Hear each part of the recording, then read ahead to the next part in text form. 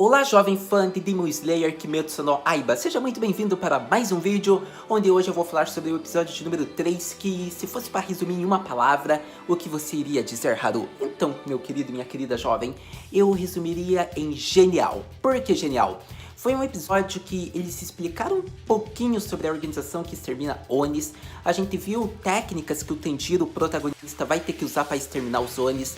A gente viu, digamos que uma reflexão sobre aquela rocha. A gente mais deduz pelo que o episódio deu a entender. A gente viu passagem de tempo. A gente viu também um pouco sobre a Nezuko, que foi meio que uma solução que a produção, o anime, fez assim para o protagonista. Então, tipo, foi um episódio muito bem desenvolvido. Foi um episódio rápido. Foi um episódio que empolga enquanto você assiste. Você não vê o tempo passar. Você vai aproveitando cada momento, cada explicação que a obra apresenta. Então, eu acho que eles fizeram muito bem o episódio assim, e eu vou falar o que eu gostei, como o episódio foi, e o que dá pra gente destacar de tal cena. Então me diz sua opinião nos comentários também sobre o que você achou, se inscreva no canal se esse é o primeiro vídeo, e agora vamos falar de Demon Slayer Kimetsu no Yaiba, episódio de número 3, um episódio super interessante, e digamos que até explicativo sobre o protagonista e a seleção final. Então vamos começar falando como foi o episódio. Eu diria que ele foi bom, ele mostrou o treinamento um pouco com o Urokodaki-san, do Tanjiro. Eu acho que foi legal eles terem feito essa passagem de tempo, embora tenha sido meio problemático em relação a Nezuko, mas eu já falo isso ao longo do vídeo.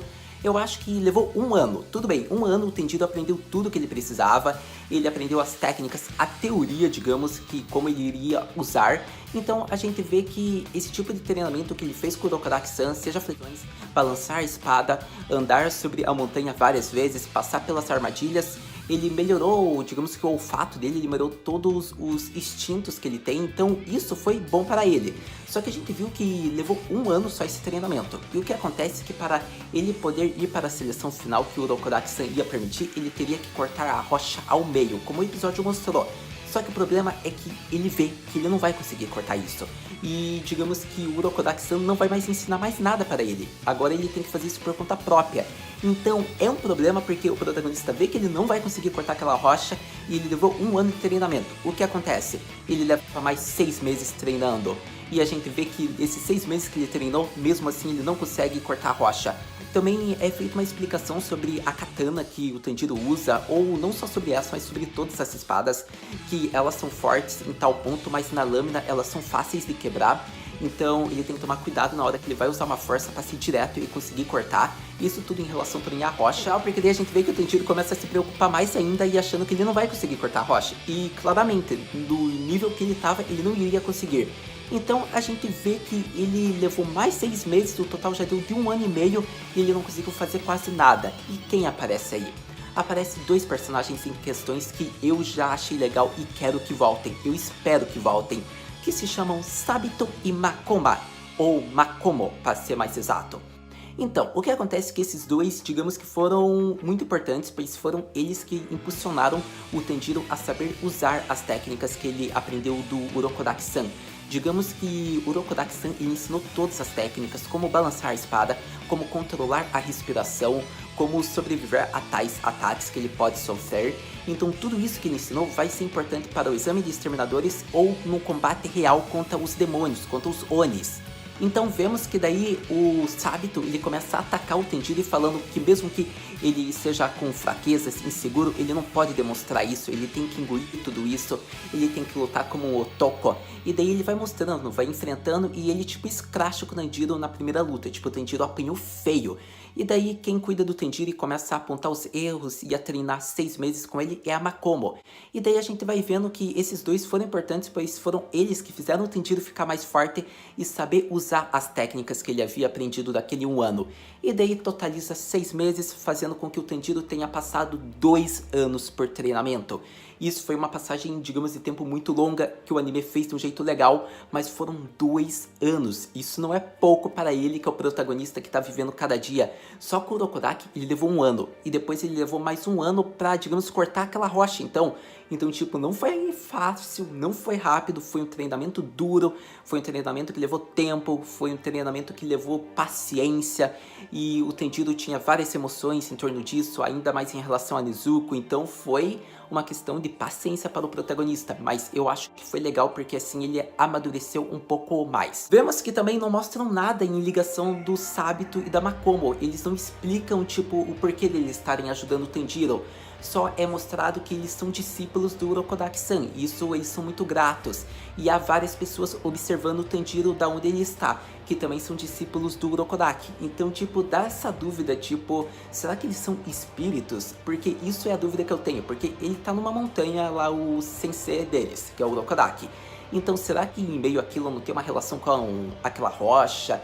Eu acredito que no momento que o Tanjiro cortou a máscara do Sabito e ele cortou a rocha, porque cortando a máscara, a rocha foi cortada, já mostra que há uma ligação entre esses dois. Então, seria eles, digamos que espíritos, guardiões, que podem permitir com que o Tanjiro passe? Eu não sei, mas o máximo que dá pra deduzir é uma relação disso, digamos, desses personagens, e por isso que eles quiseram ajudar o Tanjiro, porque eles estavam observando o garoto desde o começo. Então, será eles guardiões, ou eles são a rocha, ou são espíritos, ou são só discípulos que estavam observando? Isso a gente só vai saber com o tempo, mas eu acredito que relacionar o Sabito e a máscara dele com aquela rocha é algo fundamental para fazer com que mostre o amadurecimento do Tanjiro, com que ele tenha passado, porque se ele cortou aquela máscara, ele cortou a rocha. Foi assim que a obra mostrou e foi assim que o protagonista falou. Então eu acredito que o que mais dá pra perceber é que tem uma ligação desses dois. É como um teste, eu diria, se ele derrotasse o Sabito, a rocha seria cortada. Então é isso que dá pra deduzir, pelo menos no momento atual. Para todo caso, eu espero que eles apareçam novamente, eu espero que apareçam já quando o Tanjiro ser um exterminador de Oni, eles foram importantes no começo, então eu espero que eles reapareçam ao longo da obra, seja no final ou numa possível segunda temporada. Mas o que eu acho do meu momento, na minha opinião atual, tendo visto por enquanto só o anime, é que eles são espíritos, mas eu só vou saber com o tempo. Para todo caso, me diz aí o que você acha sobre isso. Agora vamos continuar falando sobre o que teve no episódio. Então agora vamos falar da Nezuko, que agora eu acredito que eu já falei tudo que eu queria do Tanjiro, que foi esse teste, essa aprovação pra ele. Ele mostrou a fraqueza dele, mas ele evoluiu. Então, como o próprio Sabito viu, a evolução dele, que agora ele tem um semblante de um otoko. Então foi bem legal isso. Para todo caso, agora da Nezuko. Então, como eu disse, foi a solução que eles fizeram pro protagonista poder treinar durante 2 anos. Fazer com que ela ficasse em coma durante 6 meses, acordasse uma vez e depois voltasse para o coma. Daí digamos que ela acordava mais uma vez, daí ela voltava. Foi a solução perfeita, porque assim eles não têm ainda que trabalhar em detalhes com ela, que é uma Oni. Tipo, ela ia ter que ter, digamos que, vontade de querer devorar humanos. Então assim ficou mais fácil pro protagonista treinar, pra ele poder passar no teste, pra ele tentar encontrar uma cura pra irmã. E daí durante esse tempo todo ela ficou dormindo, digamos. E daí o Tanjiro não sabia o que fazer, porque ele ficava preocupado. Afinal a irmã dele não acordava, ela só acordou uma vez e daí voltou a dormir. Eu diria que tem uma relação com a transformação dela, isso é meio que óbvio. Mas a gente pode notar que talvez seja por ela ainda não ter devorado nenhum humano, ou algo do tipo, por ela ter virado uma recém-Oni. Então eu diria que em deduções dá pra deduzir no momento isso. Mas é por ela não ter devorado humano, talvez. Seria algo simples, por ela se sentir fraca, ou algo parecido com isso. A gente ainda não vai saber, porque a obra em si não mostrou nesse episódio, talvez mostre no próximo. Mas eu acredito que no próximo episódio ela já, digamos que acorda, ela vai reaparecer na obra, porque a seleção final é o teste pro Tanjiro ir para, digamos, o grupo Exterminadores de Oni. Então provavelmente ela vai acordar, ainda mais pelas cenas da abertura, da ending, que ela vai ser importante e vai ajudar o Oni-chan dela. Então eu acredito que isso mais foi uma solução para focar o protagonista no treinamento e não ter que tocar nesse assunto dela. Ainda mais para ela ser uma Oni, daí deixaram ela dormindo, acordava assim uma vez ou outra. Mas provavelmente no próximo ela já acorda. Eu espero que eles consigam explicar um pouco, apesar que o próprio médico que examinou não sabe como explicar o que aconteceu com ela. Bom, vamos ver se ao longo da obra eles explicam isso. Para todo o caso, eu gostei da explicação que fizeram sobre os Onis. Eles podem ter o corpo regenerado, só são derrotados pela luz do sol ou pelas espadas feitas para, digamos que, atacar eles, para exterminar eles. E quem extermina, derrota eles, são os exterminadores de Onis, que são esse grupo que o Tanjiro provavelmente vai entrar, que daí foi falado no episódio. e digamos que eles são humanos, então tipo, se eles perderem uma parte do corpo, eles não vão conseguir regenerar. Mas mostra que eles têm técnicas que conseguem fazer com que eles fiquem no nível dos Onis. Então eu achei que isso foi interessante deles terem apresentado, porque vemos que conforme o Tanjiro vai controlar a respiração, a postura com que ele vai fazer, vai ser importante para que ele lute do nível de um Oni. Foi assim que a Makomo falou para ele lembrar, que ele nunca se esqueça dessa sensação de batalha que ele teve contra o Sabito. Então provavelmente vai ser muito importante a partir de agora e pra frente essa luta que ele teve, porque ele vai ter que lembrar e vai ter que lutar desse nível. Para todo caso, foi mais isso que eu queria falar desse episódio de número 3 de Demon Slayer Kimetsu no Aiba. Ainda há coisas que eu vou falar do episódio, mas para todo caso já se inscreva no canal, compartilhe o vídeo, dê like, comenta aí o que você achou. Sua inscrição vai ser bem-vinda, vai ser importante, vai ajudar o canal a crescer, eu vou ficar contente, então conto com seu apoio.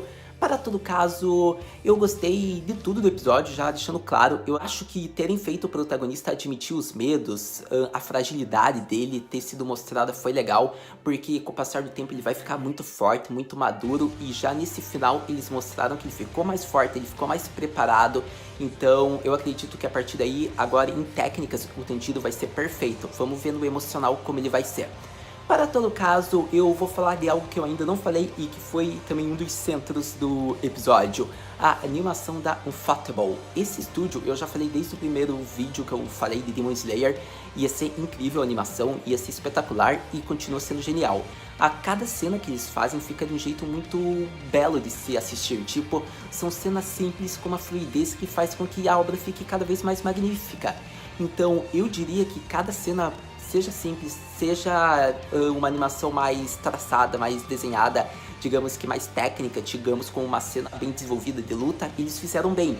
Então não tenho o que reclamar, a Ufotable tá mostrando que esse vai ser o melhor anime, digamos que animado. Então eu gostei bastante, acho que a animação ainda vai ser mais espetacular, ainda mais nas cenas de luta, porque esse estúdio é muito bom nesse tipo de anime, então é só esperar pra ver. Mas eu admito que ver as cenas da neve caindo, uma cena bem simples, mas ver também o Tanjiro sobre elas ficava muito bonito, então eu gostei bastante e eu tenho que ressaltar essa cena em particular. Para todo caso, era isso que eu queria falar sobre Demon Slayer, o episódio de número 3, ele arrasou sobre o protagonista, fizeram bem a questão da Nezuko até, eu acho que era o único ponto que foi mais problemático, mas eu acredito que eles administraram de uma forma boa. Para todo caso, eu acredito que o Urokodaki foi importante pro Tanjiro, como o Sabito foi, como é o nome da personagem que eu esqueci? A Makomo.